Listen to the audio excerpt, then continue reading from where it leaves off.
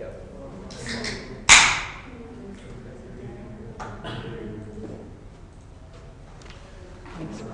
right. Welcome, obviously, to the fourth session of our workshop. I know I was at the first one. Some of you guys look familiar. I imagine you were here for some of the ones leading up to today. Just kind of a reminder of what we talked about so far. In the first workshop, we kind of John actually gave an introduction to the workshop. Kind of basic writing things that we want to try to be aware of and avoid or actually do in our own communication writing and otherwise. Spend a little bit of time on punctuation. In the past couple workshops, we talked about sentence structure, paragraph development. Today, what we're going to talk about is, well, four things, mostly. We'll start off by talking about person, which is really, when we talk about person, we're talking about pronouns and number of people, who's doing what, subject, I, we, he, she, that kind of thing. Stuff that you are familiar with, but we'll kind of work through it and look at a few things that we want to be careful of when we're using different persons, figuring out which ones are necessary, which ones are things that we want to avoid. I'll talk a little bit about voice.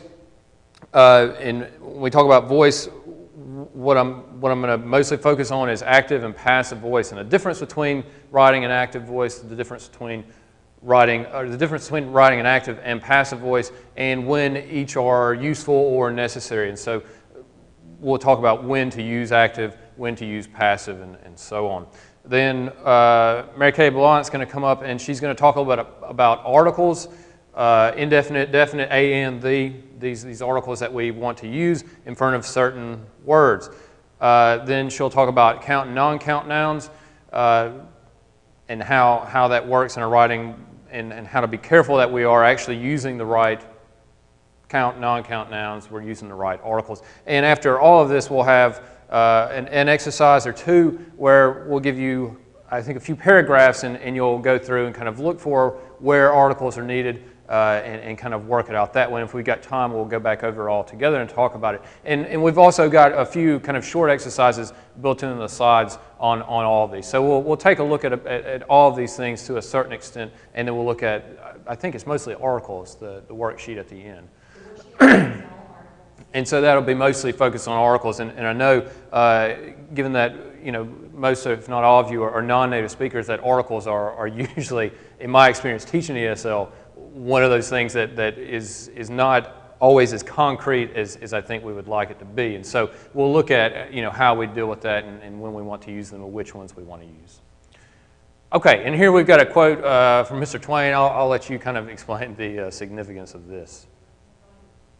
Well, this is just one of those inspiring quotes that English teachers and writing teachers like to put out there to try to help to ground us all on why we're working on what we're working on. And this is what I've selected for my motto for my current job. I've had it at the end of my emails for the past year and a half. You might have something like that you put at the end of your emails. And this is just the difference between the right word and the almost right word. Not the wrong word, but the almost right word is the difference between lightning and the lightning bug. And I don't know if you know, lightning bugs are those little firefly creatures that blink on and off at night on a summer night. And so that huge gap can happen just by selection of an almost right, but not quite right word. Mark Twain is one of our famous American authors. He's from the state of Missouri, a very famous humorist and satirist. And if you get a chance to read any of his work, I'd recommend it. And this quote, the kind of idea behind this quote, I think is one that builds on another quote that, if I remember right, John mentioned in the first class, or in the first workshop, sorry, that goes something like, basically, we want to write so that we, gosh, now I'm going to mess it up. We want to write so that we, gosh, I can't remember it now off the top of my head.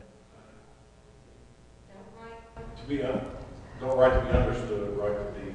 So that you cannot be misunderstood. That's right. So we want to write in such a way that what we mean the audience to get is the only thing they can possibly get from what we say. Basically, we want to write in such a way, we want to communicate in such a way that the audience doesn't have to interpret, right? And what I usually tell my classes when I get to this point is, you guys know what Murphy's Law is? Murphy's Law? No? Okay, so Murphy's Law is basically, if anything can go wrong, it will. And we want to assume that for our reader or for our audience in communication. If we give them any room to misinterpret, whether it's intentional or not, what it is we're saying, we need to figure that they're going to. And so we want to write in such a way that what we want them to get is the only thing they can possibly get, which in a lot of ways makes it easier for the audience at the end of the day because they don't have to think about what does this mean, they get it. And they think about the content, not how that content is presented. And that's another big idea. That's probably better saved for another day. But in any case, something that I thought kind of built on that. Okay, so when we talk about person, what we're basically talking about is the number of people that we are referring to in the subject of any sentence. In this case, like I said, these are things that we are familiar with, and what we're going to talk about, what we're mostly going to focus on is what kinds of considerations we have when we decide which person to use. So these are things that we're all familiar with.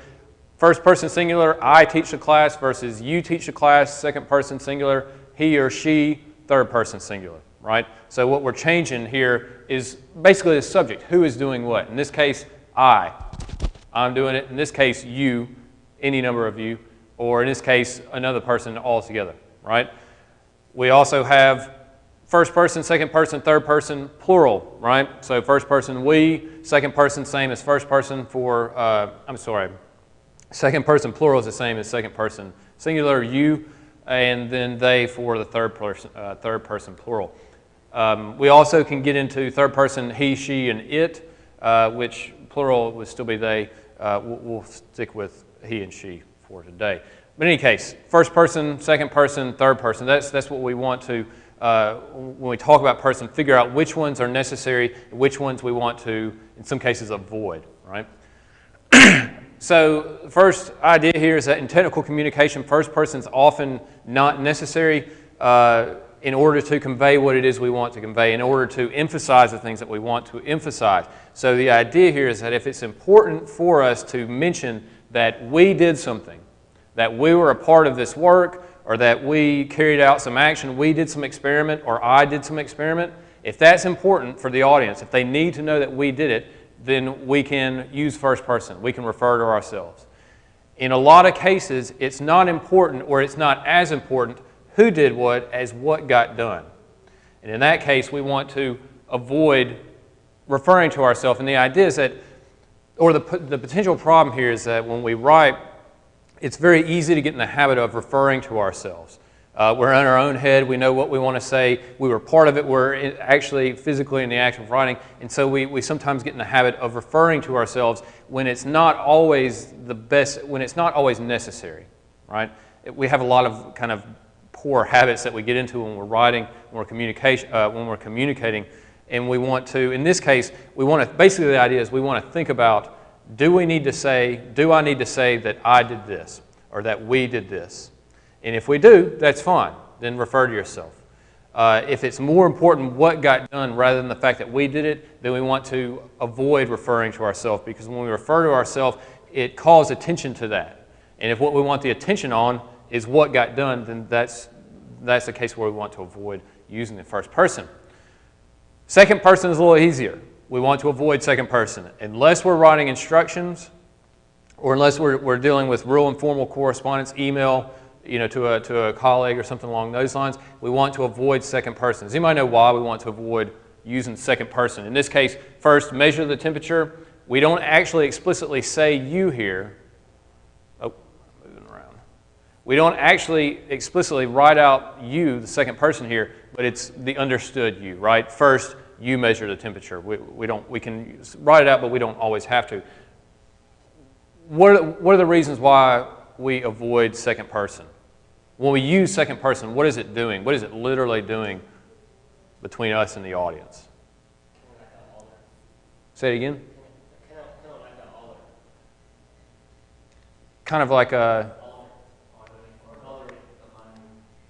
Yeah, right. So like we said, unless you're writing instructions, when we use a second person, it's like you're telling the audience, first, you measure the temperature. First, you measure the temperature, or you. And the idea is that a lot of the time when we use this, we don't use it because we intend to give the audience an order or instructions or directions. We're using it because it's, again, one of those kind of habits that we have in everyday conversation. We use the second person to introduce examples or to just kind of talk ideas out. So what happens when we use the second person is we include the audience in what it is we're talking about, which we don't always want to do, right? In this case, we might just be explaining how something happens. We're not explaining it so that the audience can go out and measure the temperature themselves. We're just explaining it kind of objectively so they have an idea what happens. In that case, we would want to say, first, the temperature is measured. Or something along, if we need to say who does it, we can say who does it. If not, we can leave that person out, which will get us into the next section. We'll hold off on that for now. So in general, we want to avoid second person unless we're writing instructions, right? The next idea here that we want to talk about with person and pronouns is kind of something that will help us in terms of revising. When we go back and we've already written a draft or two of a document and we want to go back and revise it to make sure everything is grammatically sound, it makes sense, we follow all the rules we want to follow. It's very easy for us to, again, get in the habit of writing in such a way that we mismatch nouns to pronouns. And what I mean by that is it's very easy for us to get in the habit of writing and say, using a singular noun, in this case, I'm pointing at the wrong word, engineer, which is singular. And then because we do it in everyday conversation, to refer back to that singular noun, engineer, with a plural pronoun. So it runs something like, an engineer must consider before, dirt's the first essential an engineer must consider before beginning their design. And so we've got the singular noun, engineer, we've got the plural pronoun, they, and there's a mismatch. We call it a pronoun antecedent error. It doesn't matter if you remember that, but the idea is that we want to make sure our pronouns match our nouns that they refer back to in number, right? So if it starts off singular, it needs to be singular when we refer back to it. If it starts off plural, it needs to be plural. The easiest way to avoid this problem, which, like I said, is another one of these habits that when we talk in everyday conversations, it's easy for us to use the plural pronoun they. We just, even if we're talking about singular, one person or whatever, we have a habit of using that plural pronoun to refer back to it. In writing, we want to avoid that. In oral communication, we do too. So what we want to make sure we do is we make those nouns and pronouns match. The easiest way to do this, and it's a kind of a trick to save yourself some trouble revising, is if we can refer to, or if we can use the first noun, if we can make it plural, instead of singular, we're almost never going to refer back to a plural noun with this his or her. But we often will use a singular noun and refer back to it with the plural pronoun. So the idea is that if we can make our initial nouns plural, it makes our job easier proofreading and making sure that we've got these pronouns and nouns match. So in this case, instead of saying dirt is the first essential an engineer must consider before beginning his or her design, dirt is the first essential engineers must consider before beginning their designs, right? Most of the time, we can make this plural and we're not changing the content. But not every time. There might be cases where we need it to be singular. We mean it's a singular person or agent that does this. And if we need it to be singular, we just need it to be singular. But if the content is the same, then generally we're safer to change that first noun to a plural noun. The other benefit of doing this is maybe kind of obvious, and it will certainly be obvious if you have to sit down and type this over and over again, is by making this plural, we can use the non-gender specific plural pronoun, whereas here, this is singular, and if we have a singular noun, we generally want to avoid the universal he, right? And so what usually happens is we have a singular noun, engineer, and we have to refer back to it with his/her, or his or her, he and she, which is kind of a pain to type over and over, right? And it's kind of a pain to read. And we're not losing any content by making this plural. And so generally we want to make it plural if we're not changing the content, right? Because we avoid having the kind of awkward he/she, his or her, things along those lines. And we also avoid the potential problems of having a mismatch between our singular noun and our plural pronoun that we refer back to it with. Okay. Now, we'll move on to voice and talk about a few ideas here with active and passive voice. After we get through with this kind of short section, I've got some examples that we'll look at that work through some problems with person and work through some with voice. So we'll get back to some of the things we just looked at and see how it actually works in a few examples. So, active and passive voice. When we are writing, it is, again, not to keep harping on these habits that we have, it's very easy to get in the habit of writing in the passive voice. Do you guys know what's passive voice? I know I've got it on a slide, but does anybody remember what passive voice is, the difference between active and passive voice? Yeah, see, nodding your heads. What's active voice and how is it different from passive?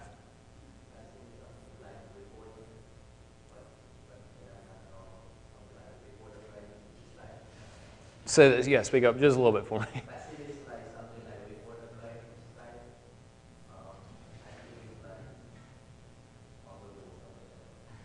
Okay, the main difference between active and passive is that active voice places the emphasis on the subject.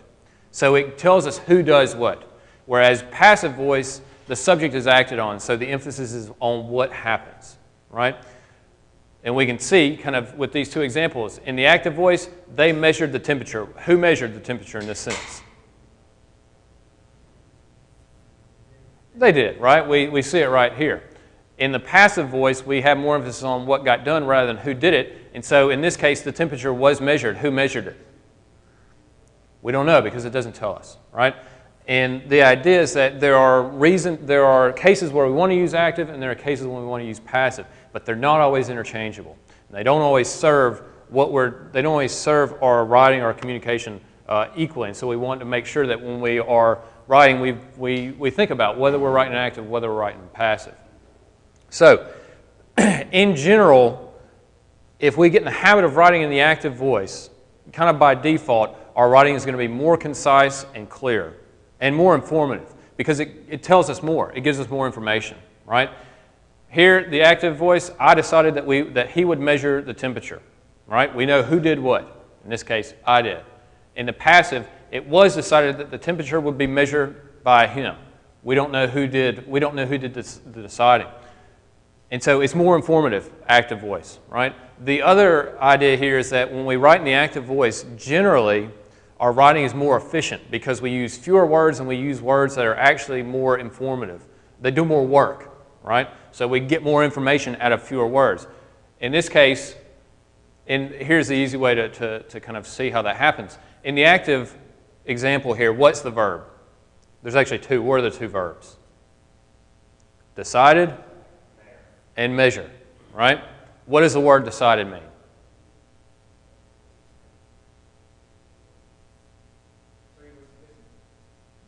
What does the word decided mean? What's the definition? Yeah. There was a choice made, right? There was an option chosen, something along those lines. And measure, what does it mean to measure? There's an action, we are looking at an amount, or we're quantifying something, right? So two verbs that have kind of specific meanings, right? Even if we can't define them very easily off the top of our heads, we know what they mean. And in this case, it was decided that the temperature would be measured by him. What is the verb? What's the first verb in this example? Was. What does the word was mean? It happened in the past, right? So of these two verbs, decided or was, which one tells us more? Which one gives us more information? The active one, decided, right? And so the idea is that if we can write in the active voice, we're using words that, like I said, do more work for us. They tell for the audience. They tell the audience more, and they generally tell it in fewer words. In this case, decided is our one-word verb. Here, was decided. We've got two words that tell us the same thing as this, right? They're not adding any content. Measure, one word that gives us a good specific idea of what's happening. Here, would be measured, and we've got three words. And it might seem like a small thing to take, three words, or to trade out three words for one word.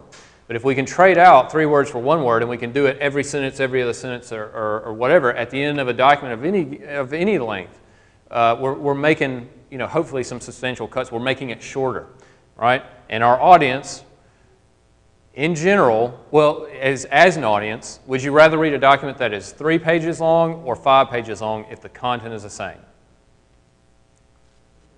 3 pages because it's shorter and you're done more quickly, right? And you're not losing any content. So it's more efficient. So like I said, in general, if we can write in the active voice, it's better because it takes less time for the audience to read, and it gives them more information, right? It's more efficient overall. Now, having said that we want to write in the active voice by default when possible, there are times when the passive voice is actually necessary or beneficial, right? And these are two cases. One, if what is done is more important than who did it, then we want to use passive voice because we emphasize what is done as opposed to who did it, right? If it doesn't matter that I did this, remember when we talked about person, if it doesn't matter that you actually did something, then we don't want to refer to ourselves because it takes emphasis away from what is done. And if that's the case, then passive voice is an option and maybe actually works better than active voice. If you don't know who did what, then you can't very well say, and so we write in the passive voice, right? So the idea is that there are reasons to use active, there are reasons to use passive. But we a lot of times have a tendency to write in the passive voice because it's kind of lazy. We don't have to think about avoiding those to be verbs, right? Is, are, was, were, am, to be, being, been. And so it takes a little bit more work on our part, but generally it's better for the audience because we use fewer words and we use better words, right? All right, so like I said, unless you have a good reason to write in the passive voice, we want to try and write and revise, right? Even though it's not always real easy for us to, when we sit down to write a first draft, to kind of self-edit as we're writing, right? We don't really tend to get anywhere. It takes a really long time. When we write a draft and we go back and revise it, then we can start to look for places where we've used active or where we've used passive and see if we use them to the best effect for the audience. So, all right, here we've got an example. The data was shown to be consistent with projections. Is this active or passive? Passive. How do we know it was passive? The verb was, right? Now, if we revise this to get an active, the test showed the data's consistency with projections. What's the verb in that case? Showed, right? What's the subject in that case? The test, right? We've got more information. We don't necessarily have fewer words, and it doesn't always work out that the active voice is more concise than the passive, but it's usually clearer and it's usually more informative, and that's generally, those are a little bit higher on our priority list than concision is, but not by much, just by a little bit. But in any case, here we can see revising it for the active voice and the additional information that the reader gets out of that.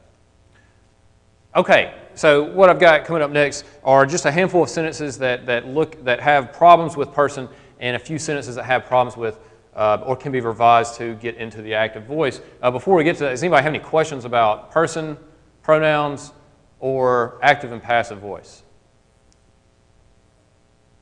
Okay, good. So if you think of some things, we'll probably maybe hopefully answer some of those when we look at the examples here. So, all right, the first one here for the persons, we want to revise these sentences as necessary to fix any problems or unnecessary pronouns that we have. So here we've got, we can credit our clean water to water treatment facilities. How might we revise this regarding person, pronouns? Let's start here. What are the pronouns? What person are we using in this sentence? First person, singular or plural? Plural, right? We. Any other pronouns we've got here? Our, right? First person, plural, again, right? Do we need to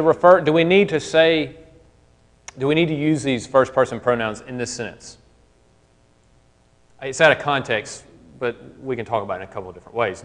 Is it important to know that we can credit the clean water, that we can credit our own personal clean water to clean water treatment? No. Probably not. Yeah, let's just agree that it's not important, right? So how do we revise this to get rid of these first person pronouns?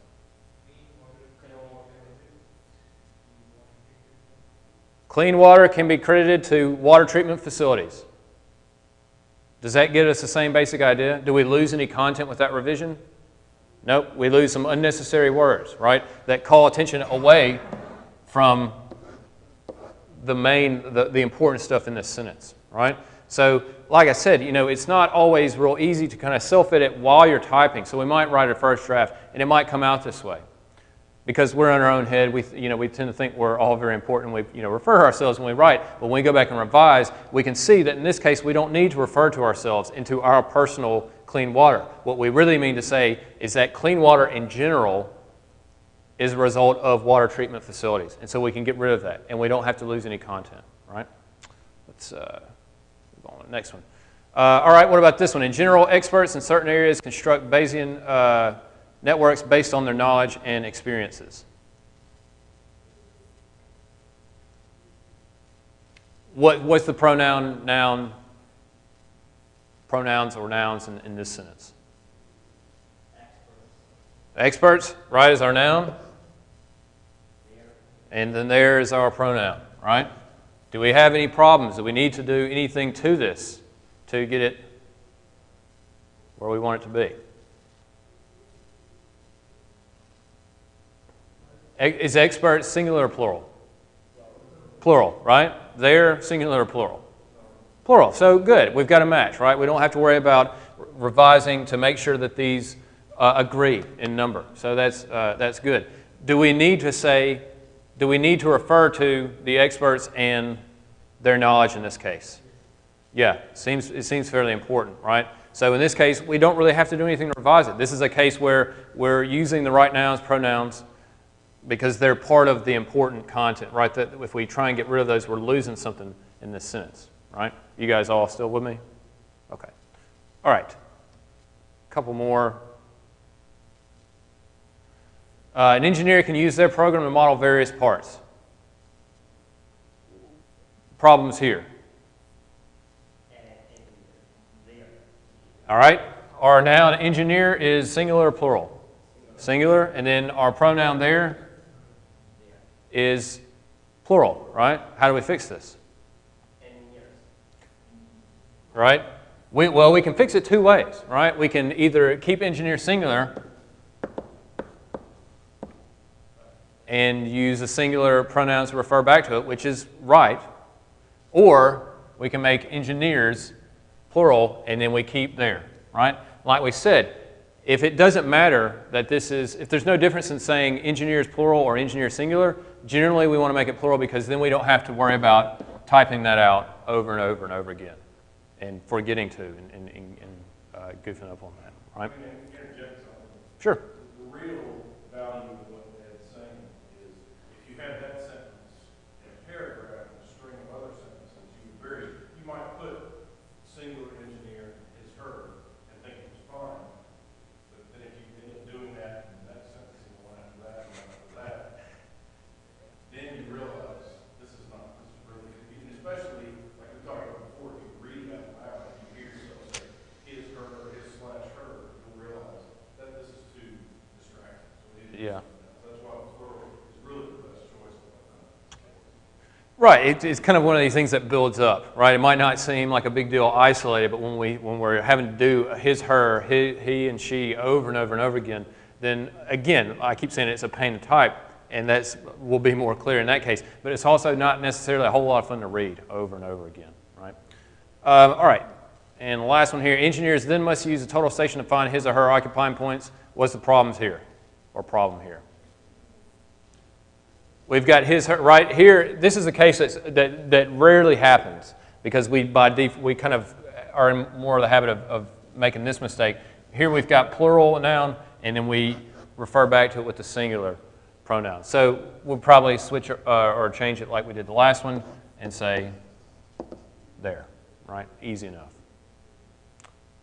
Any questions about any of these? Like I said, this is stuff that we know, and it's probably stuff that it's not that when we have a problem with this that we don't understand that we have a problem. It's that we didn't go back and take the time to proofread carefully enough to catch it and to fix them. So hopefully stuff that we're fairly familiar with, but just kind of talking it out here. Now, let's take a look at some examples of active to passive voice. Actually, let's skip that one. Let's move on to another one. When air is compressed, it increases in temperature. Can we revise this to get it in the active voice?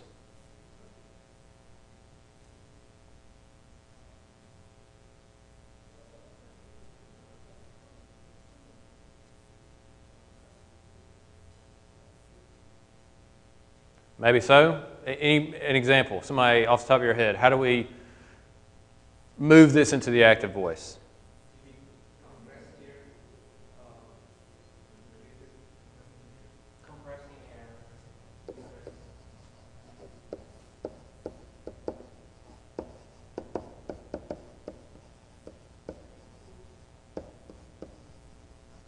Let's just pretend I wrote it all out. Compressing air increases temperature. Does that give us the same basic idea? Do we lose anything that we had in this first example?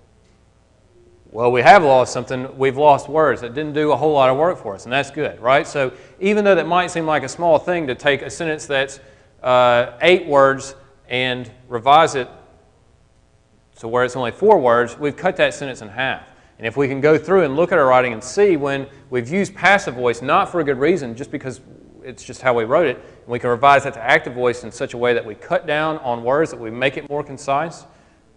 In general, that's what we want to do. Now, we're not necessarily making anything clearer in this case, but we are reducing word count, right? And that's a lot of times a good idea. Let's skip that one and move to the next one. All right, what about this one? The test results can be seen in the graphic below. Can we revise that to get it in active voice? And should we? And how?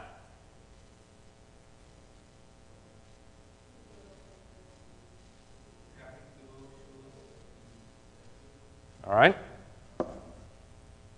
Let's say the graphic.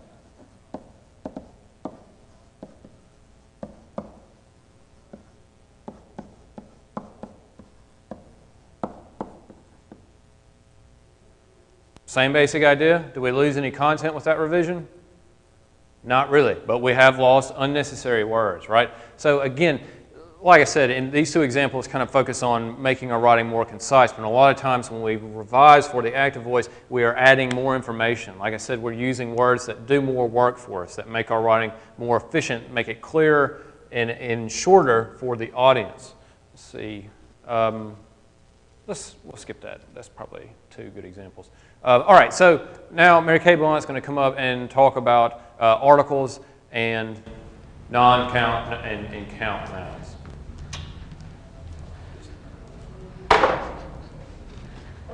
I'll probably wind up using some of this too, because we're going to go back and forth between talking a little bit about these concepts, which again are not going to be anything new to you. They're things that you've worked with, that you might encounter in your writing.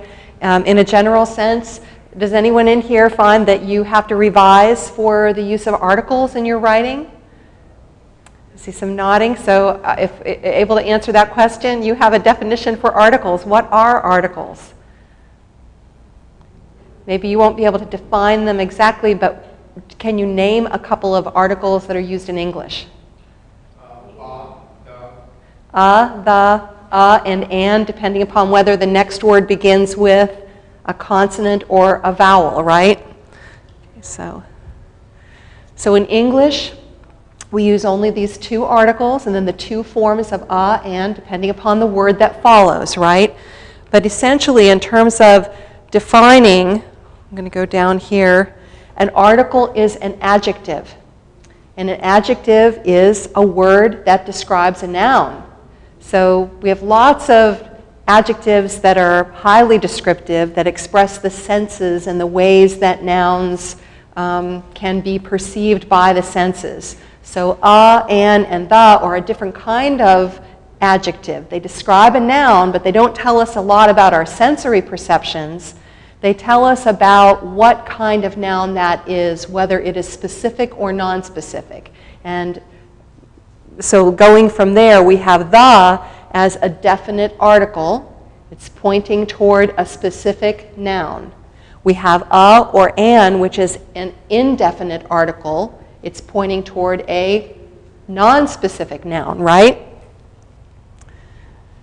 We use articles in all kinds of speech, right? So when we're talking to one another, just sitting around, we speak in a very informal way. So in just everyday conversation, we use articles. We're not aware of them. They're very small, and we don't think about that. We don't break them down. We also have situations in which we're speaking more formally. But first, let's just talk about conversational use of articles.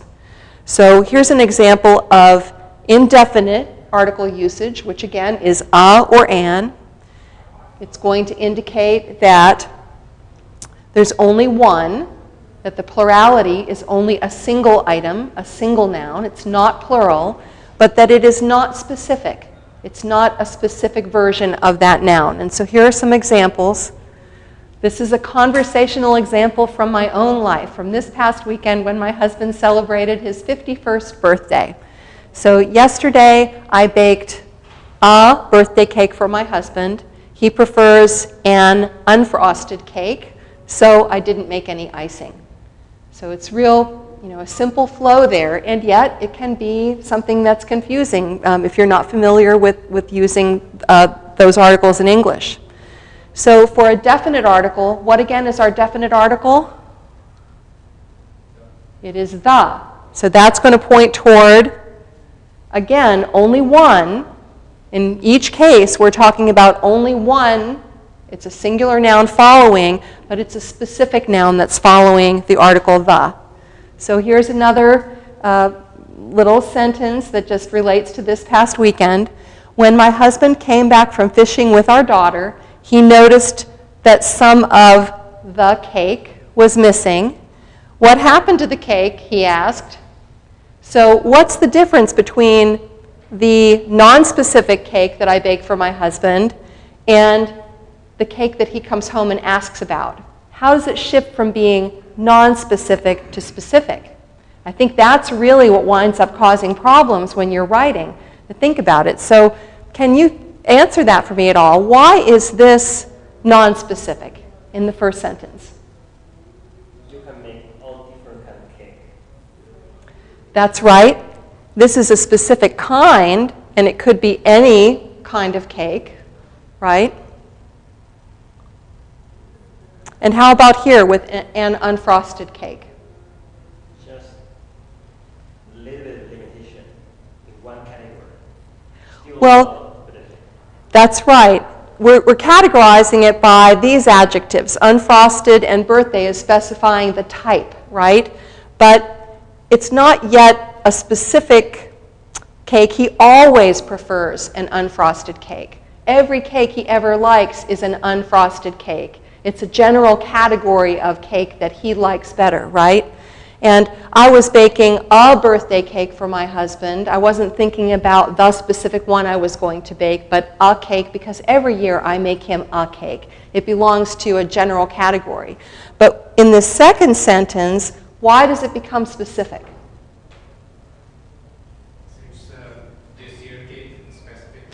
It has become specific. That cake was baked. That cake was on the counter. He looks at that specific cake and says, there's a piece gone. How did that happen? Right? So what happened to the cake? Actually, I have to confess, I think I modified this a little bit for our exercise here. I think he really said, what happened to that cake? I think he was even more specific with it. He wasn't really put out, though. He was just teasing me. He had already snitched a piece of it while I wasn't at home, and then I came home to fix the lasagna, and he was out fishing, and I took another piece and had it early. So if we think about a more formal version of writing, so if we shift over now from that sort of informal, colloquial, everyday speech, and we think about a professional setting, we have, again, an indefinite article. It's the same thing. A or an is still referring to only one. It is still non-specific, referring to a broader category. Here are a couple of examples. I recommend hiring a mechanical engineer to do the heating and cooling system design. So why have I used a? Could I use the? What if I said, I recommend hiring the mechanical engineer to do the heating and cooling system design? Which one? Could I say that? I actually could, but it would mean something different, wouldn't it? Here, what does it mean? If I'm making a recommendation about a mechanical engineer, do I have any specific person in mind yet? Does the person I'm talking to have any specific person in mind? No. We're talking about a general category of specialists, and I recommend getting someone from that pool of specialists. If I said, I recommend hiring the mechanical engineer, that means the other person and I both understand that there's a specific person who is a mechanical engineer, and I think that's the person who should take care of this. Here, in the second example, each year, the foundation provides project funding for an engineering student who is also interested in entrepreneurship. So again, we have singular, but it's non-specific. In this case, could I change it and say, each year the foundation provides project funding for the engineering student who is also interested in entrepreneurship? Could I change it and have it be a correct sentence? Again, I could, but it would mean something different. It would be unusual for us to say something like this that specifically, but depending on the meaning, we could wind up saying that. Let's parse what those two meanings would be. As written here, are we talking about a specific student?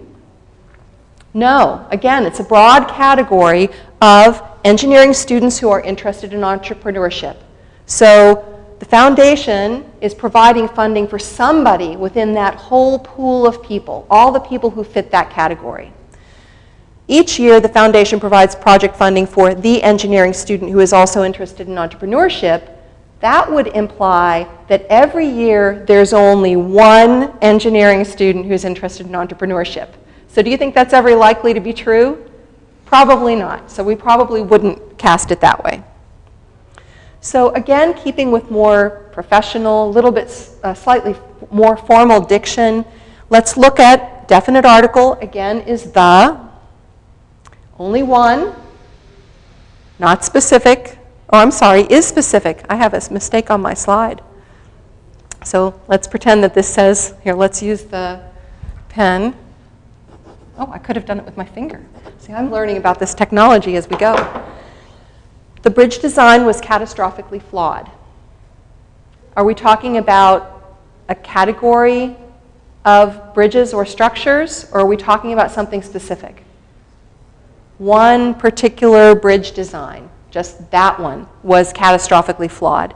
In 2011, NASA officially ended the Space Shuttle program. Do we have multiple possible Space Shuttle programs?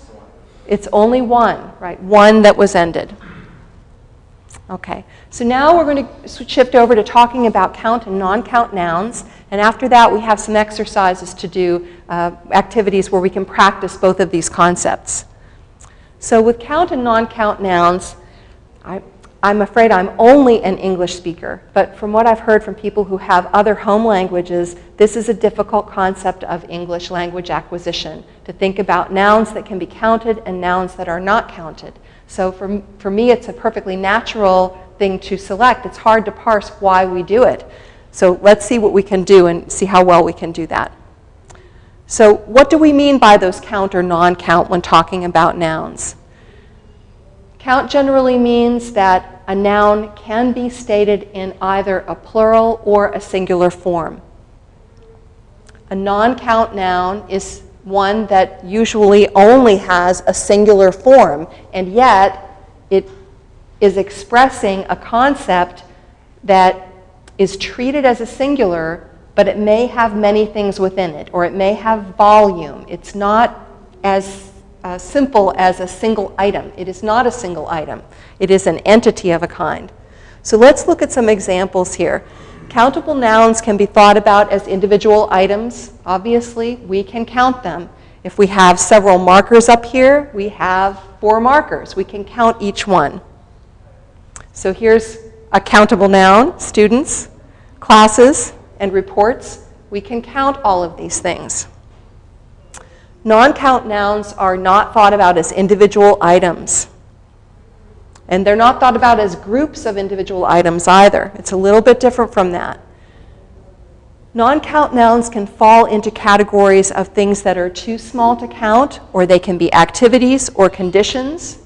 They can be liquids, granular items, materials, gases, some foods, school subjects, abstract concepts. And so let's look at some parallel items that will illustrate each of these. Along with liquids, you can see something like soup. Can we count soup or count the items? We could talk about the molecules maybe.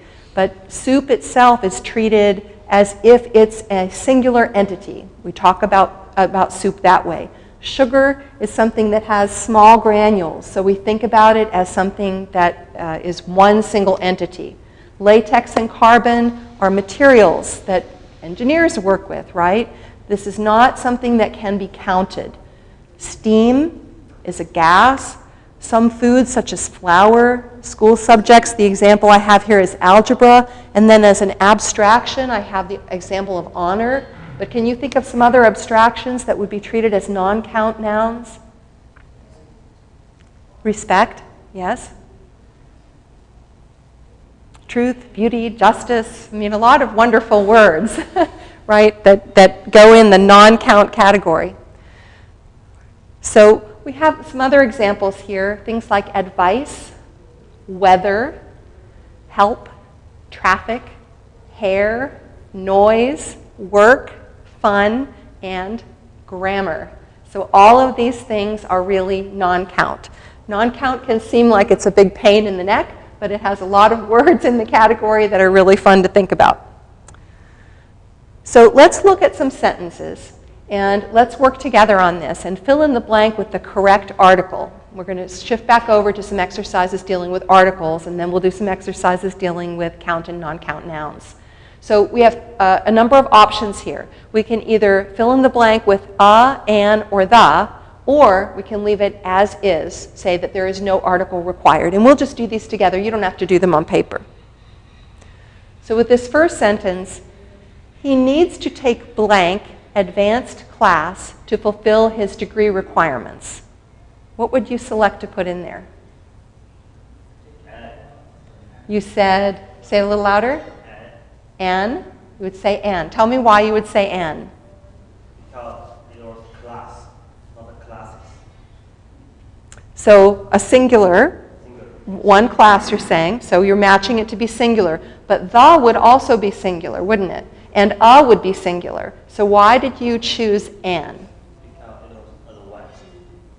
Say that again? Because it's in front of advanced.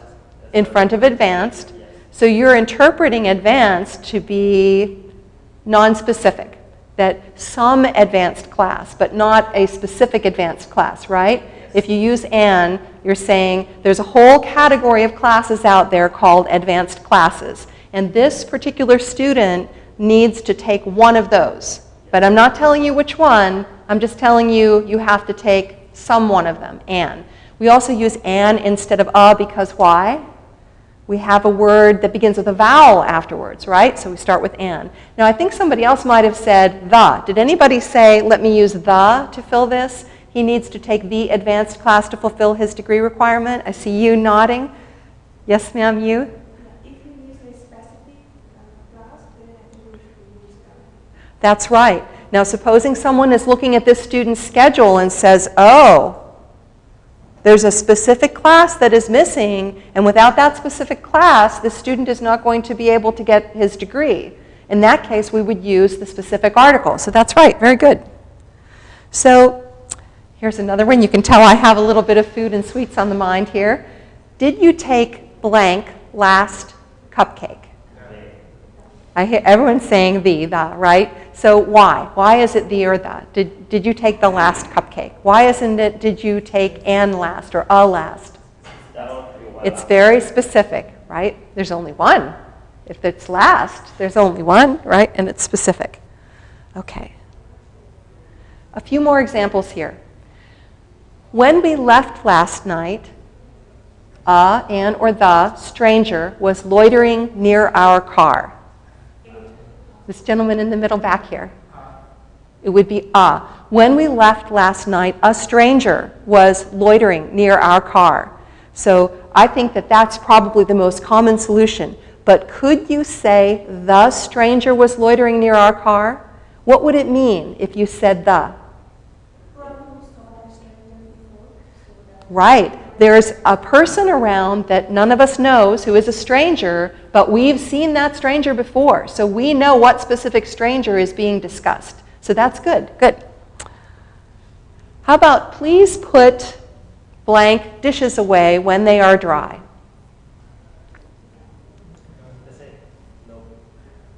The, right? These are specific.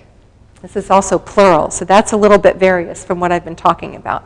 How about soon blank flowers will be everywhere? This one's a little tricky. Just like this. We could leave it alone, and we hope that that'll be the case here in Mississippi, right? Soon flowers will be everywhere. But if we had some specific flowers that we knew about that we wanted to talk about, we could say the, but in this case, it really was intended to be no article is needed. Tell me, do you understand blank material in this class? The material, because it's specific. We're in a class, we know what we're talking about, we're all on the same page about it, it's specific. Now this last sentence is also an example of, if we look at this word, something else we've been talking about. This is a non-count noun, right? Material, it's not really singular material, it's an entity. There's a lot in it. It's not one single thing. Can't really be counted. So here are some exercises to work a little bit with count and non-count nouns. And for these examples, I'd like you to choose the correct word or phrase form to complete the sentence. And you'll be given options. So you see in parentheses here, we have options. To someone from Mississippi Lake Superior's, do we want to choose water is or waters are too cold for swimming? Water is. That would generally be the case. That's right. To someone from Mississippi, Lake Superior's water is too cold for swimming. That water, it's an entity, it's a liquid, it can't be counted. Now, there might be a situation in which we'd say the waters of the Mississippi, the waters of Lake Superior. This is a way that we sometimes do talk about water in nature. So it could go that other way. Just to put something out there to let you know, every rule that we have is broken at some point in time. Here's another example. People with high blood pressure should restrict their salts or salt consumption. Salt. We have broad agreement on the singular, right? Salt. Good. If I had times or time, I would exercise every day. Time. Broad category, right? Olympic sports fans watched bobsled times or time closely.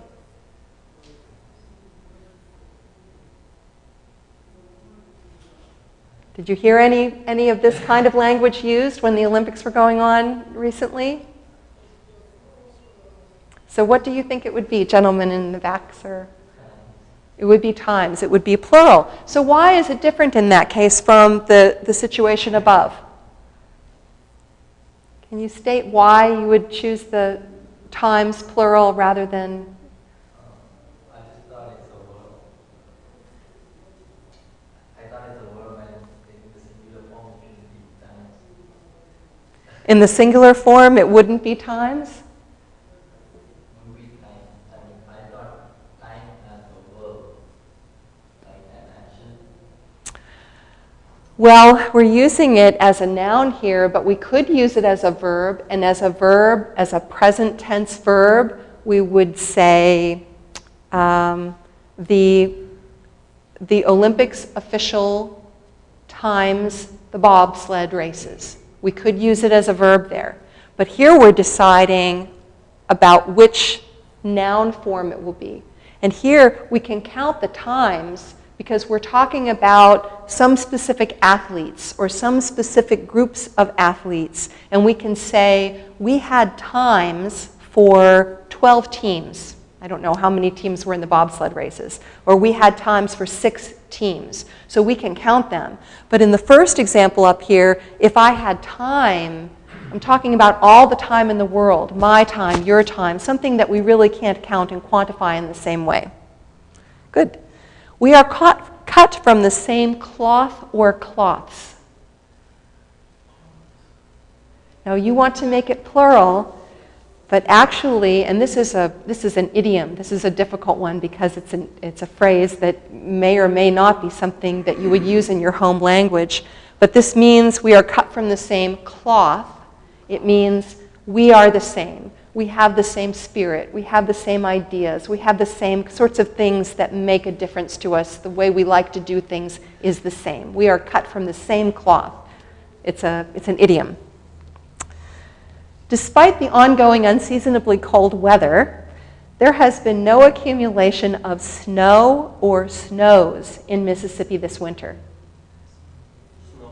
So we would usually say that singular. However, if you read some English literature, you might hear something like the snows of Mount Kilimanjaro. So in a poetic sense, people sometimes describe snow as we do water, where we talk about it in a plural form. But generally, in everyday speech, we treat it as a non-count noun. Okay, so we have a few more examples here, but what time is it? It's actually, I think what I'd like to do is shift over from what we have up here on the screen and hand out something for you to work on individually and then get into groups as you did last week. I think this is the answer key. So yes, if every individual can have one of those, and maybe since we have so few people, if you just want to get into pairs, and you'll have a chance to read this individually. And what we have here is a series of 3 paragraphs.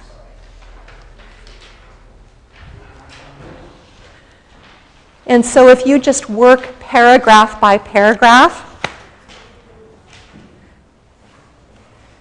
and it's an exercise where you focus on the articles and making proper selection of articles. And I think we have just enough people for us to have 4 pairs. Good. So I don't think that this exercise will take all that long. I think if you have about 10 minutes, 10 to 15 minutes between reading and writing it together, then we can share the results that we get.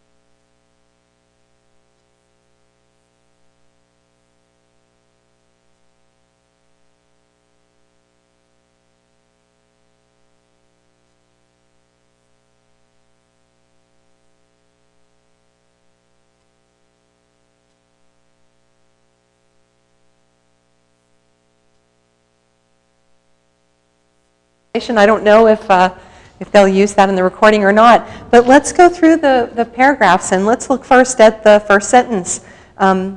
Did anyone do anything with that first sentence? Did you add anything? Have a horse. That's right. What about the second sentence? Did you add anything there? You say it a little louder. From the second sentence that begins, she is. She's Anne. And, that's right. And then were you a little bit further on already? Let's see. They call her pretty girl. Did you add an a? Okay. So that's great because let's talk about, we actually would not add the article there. And that's what's so hard about articles, right? With this language acquisition into English. Why is there no article there? Why not? It's that it's her name specifically. We're calling her pretty girl.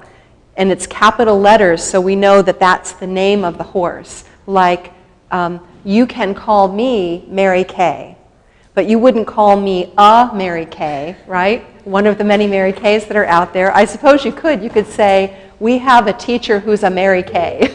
You could say that, right? But in this case, you would say, I have a teacher and her name is Mary Kay, just directly to the name. And in this case, because it's capitalized, we know we're talking about, and the sense of the sentence is, I call her pretty girl, just right to the name. And then how about the next sentence? She is an intelligent animal, good. And then how about proceeding from there? Do we add anything else in that sentence? She's not a thoroughbred horse. Good, you have the hang of this. What about the next sentence? Correct. You have a question there? I could never enter in the race. Okay. You could say, I could never enter her in the race. But that would mean something different than I could never enter her in a race.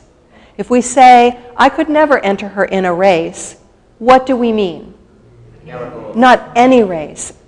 Under any circumstances, I would never put her in any race because that's not what I'm using this horse for. That's not what she is, right? But if you said, I could never enter her in the race, what are we being specific about? But we could say I could never enter her in the race in 2012. Yes, but it would mean something different, wouldn't it? Because we'd have a specific race. So if you and I are talking about the horse race that they have in Starkville every year, and I'm saying, I could never enter her in the race because we know we're talking about that specific race, then it would be correct. But generally speaking, and in the context of this paragraph, we want the non-specific article, and we say, I could never enter her in a race even if I wanted to. Okay, so what about the next sentence? Do we add anything there? So that skips the sentence, but I do not want to. So are you saying that's complete as it is? We don't need to add anything there. Correct, that's right. So how about the next sentence? She is a companion, good, yes. And then going on, for my... So we don't need to add anything further, right? And then how about the next sentence? A day or two. Okay, why isn't it the day or two ago? Why would that be incorrect? It's too specific, isn't it, right? We're not talking about the specific day or so. We're talking about It's a more general idea. Good, very, very good. Okay, let's go into the second paragraph. Is there anything that you change in the first sentence there? Yes, good. Well, wait. A horse knows when he is going to... So here we have a decision to make. A horse knows when he is going to race, or a horse knows when he is going to a race. Either one could be correct, right? But they mean different things. So the horse knows he's going to race means the horse knows he's going to, in this case, it's a verb, as you were talking about earlier, sir. The horse knows I'm getting ready to do it. The horse knows he's going to race, right? But if the horse knows he is going to a race, that means the horse recognizes the jockey is coming around, I've been put in the trailer, and I know I'm getting ready to be transported someplace. I'm going to a race. So those are two very different things, right? Depending on whether you use that article or not. How about the next sentence? The next sentence is just a question. Do we add anything there? No. And how about the next sentence? His breakfast was scanty. Is that complete? Yes. Now how about the next sentence that's in parentheses? He is angry about that. Do we add anything there, or is it okay? It's okay, right. Next sentence. Can you say it a little louder? He does not have a salary. That's right, good. And then the next sentence, he is being led, not ridden, to the grandstand. Yes, very good. He is led under the grandstand. Good. Into an unusual special stall. That's right, exactly. Now, why is it the grandstand and an unusual special stall? There might be a bunch of them. There might be a number of different Stalls. stalls. Well, in this case, remember, and an is non-specific. So when we use it, now you're coming up with the same answers that they have in the answer key here that I'm looking at, but I want you to be aware too, you could use different articles in some of these situations. You might choose to do that, but it will change the meaning. So right now, you're flowing with the intended meaning of this paragraph. So that's my point there. All right, so the next sentence. After unusual special stall. Does anything change? You say it a little louder. Horse is nervous. The horse, that's right. Sometimes he does not know what to do when starting gate flies open and track is before him. Do we change anything here in this sentence? The starting gate. The starting gate, yes. And the track before him. And the track is before him. Sometimes he does not know what to do when the starting gate flies open and the track is before him. It's this particular horse looking at a specific location, right? Could you use non-specific articles? You could, but it would change the meaning. And it wouldn't fit properly in the context of this paragraph because we're speaking very specifically about this horse, aren't we?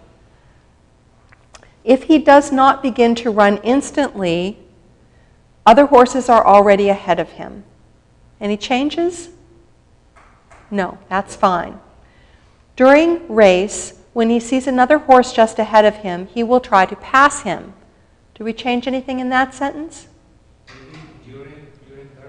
During the race, that's right. It's a specific race that we're talking about. Next sentence. Sometimes jockey holds him back to save his energy for last stretch. For the last stretch, that's right. And what about earlier? Sometimes The jockey, a specific jockey. That's right. Yes, good. Eventually, horse gets to run as fast as he can. The horse. The horse, that's right, good. Exercise boy, watching owner's favorite jockey riding horse he has exercised day after day, says nothing. Right, so you're getting the hang of it. There are a lot of articles, specific articles that we're adding because of the nature of this narrative, this little story that we're telling. So it becomes the exercise, or the, we say it the when there's a vowel afterwards. The exercise boy watching the owner's favorite jockey riding the horse he has exercised day after day says nothing. Secretly, he is planning for day when he will be jockey himself and his horse will be first to cross finish line. We have quite a few thes that we need to add, don't we? Where would you put them? Planning for the day. Planning for the day. Will be The first, yes, and Be a jockey example. the finish line. Yes, that's right. Very good. Okay, well, we have one additional paragraph to go through, and we can make pretty quick work of this. I think we're almost at the end of our time here, but we're sort of flowing quickly along. So let's look at the first sentence of that next paragraph. Most working people have fewer hours to give to time-consuming activities of clubs than they used to have, but most people in small town belong to club or two. Any changes? A club. Anything else? The most people. Tell me more about that. Most people have fewer hours to give to time-consuming activities of the. Let's see. Of the clubs? Okay, let's talk about that. So if we say of the clubs, we're talking then about specific clubs. We've added an article to specify this noun. And in this context, we're actually not talking about even a specific group of clubs. We're talking about the whole universe of clubs, clubs in general. So we don't need to specify it with an article in any way. Okay. Let's see. In the small town. Now, we could change that, but it would change the meaning. Most people were saying a small town because we're talking in a sort of general sense now. If we use the small town, it would mean that the speaker and the listeners share an understanding of a specific small town that we're talking about. But we're speaking in more general terms here, so we use the non-specific article.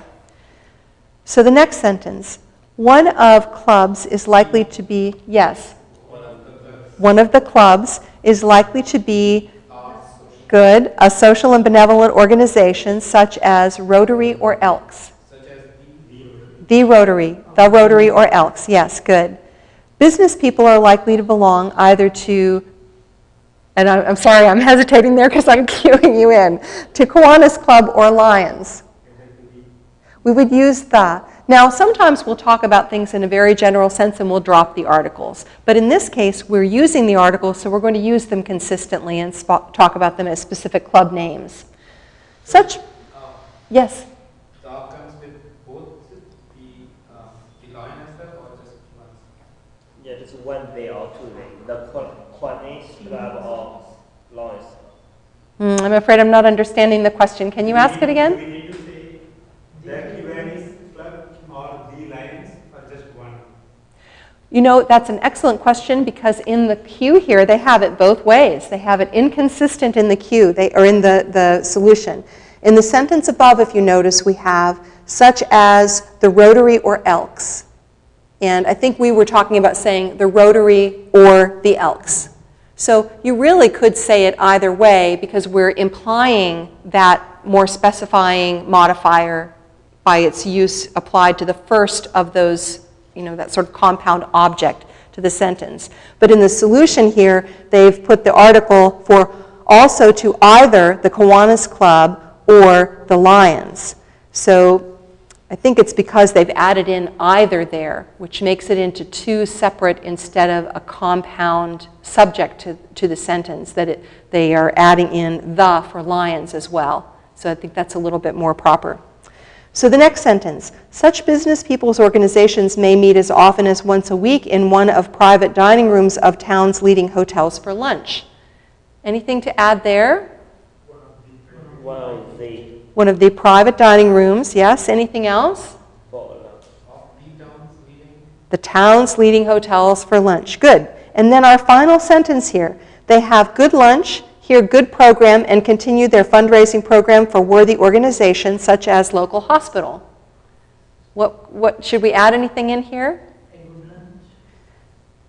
A good lunch, which means it's not one specific one, but it belongs to the whole universe of good lunches. It's a good lunch among many. Yes? What else?